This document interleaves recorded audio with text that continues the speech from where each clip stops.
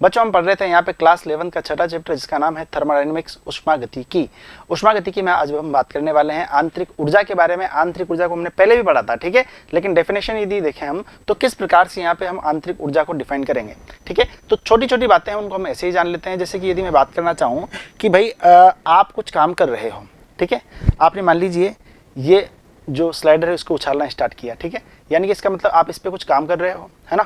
अच्छा, ये जो काम कर रहे हो इसके लिए एनर्जी कहाँ से आ रही है, तो आप बोलोगे सर भगवान ने दी है। हाँ, भगवान ने दी है, ठीक है, लेकिन एनर्जी है किसके अंदर, तो आप बोलोगे सर हमारे अंदर एनर्जी है, यानी कि एनर्जी आपके इंटरनल में है ना, यानी कि ये क्या कहलाएगी, इंटरनल एनर्जी कहलाएगी। इतनी बात क्लियर है, बोलो भाई।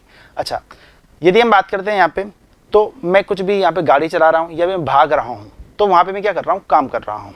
अब उस काम के लिए एनर्जी कहाँ से आ रही है, कुछ मैं खा रहा हूँ, कुछ पी रहा हूँ, ठीक है, भगवान का आशीर्वाद है, ठीक है, तो इसका मतलब ये हो गया कि वो एनर्जी जो है ना वो मेरे अंदर है।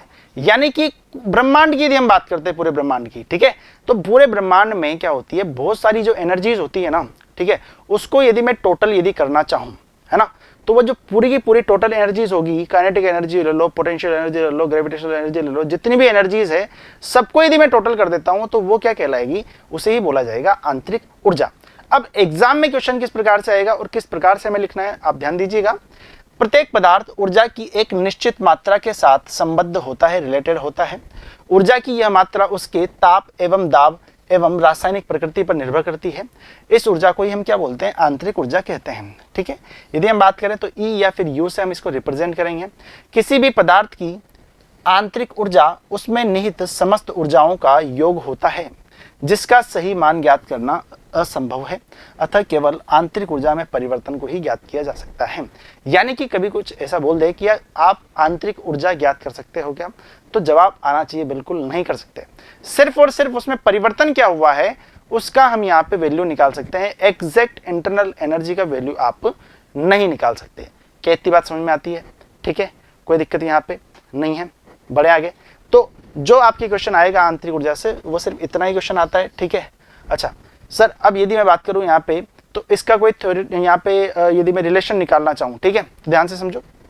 यदि मैं रिलेशन निकालना चाहूँ यहाँ पे, जिस तरह भी आपने बात की यहाँ पे कि आंतरिक ऊर्जा में परिवर्तन ही मुझे यहाँ पे निकालना है, तो मैं मान लेता हूँ कि पहले एनर्जी कितनी थी, E1 थी, बाद में कितनी हो गई, E2 हो गई। अच्छा, अंतर कितना हुआ, तो आप बोलोगे sir E2 minus E1, E2 minus E1। और ये क्वेश्चन आया हुआ भी है एग्जाम में ना, इतना छोटा सा, कि आप यहाँ पे ऊर्जा में, आंतरिक ऊर्जा में परिवर्तन को किस प्रकार से लिखेंगे, हम इस प्रकार से लिखेंगे और इसे ही क्या बोल देंगे यहाँ पे, डेल ई बोल देंगे। क्या इतनी बात क्लियर, ठीक है। तो छोटी सी बात है, ठीक है। तो इसके पहले तो आपने क्या जाना था, थर्मोडायनेमिक्स के बारे में जान लिया, ठीक है, पहले नियम के बारे में जान लिया, आंतरिक ऊर्जा आपने देख लिया। अगले क्लास में हम एंथैल्पी पढ़ेंगे। एंथैल्पी में बच्चों 3 से 4 क्वेश्चन ऐसे कराऊंगा मैं आपको, ठीक है, जो आपके एग्जाम में आएंगे ही आएंगे, है ना। और जब 12th क्लास आप पढ़ेंगे वहाँ पे भी वाली जो चीज़ें रहेगी वो वहाँ पे काम में देगी। क्लियर है। तो फिर मिलेंगे हम अगली क्लास में, एंथैल्पी की हम बात करेंगे। धन्यवाद।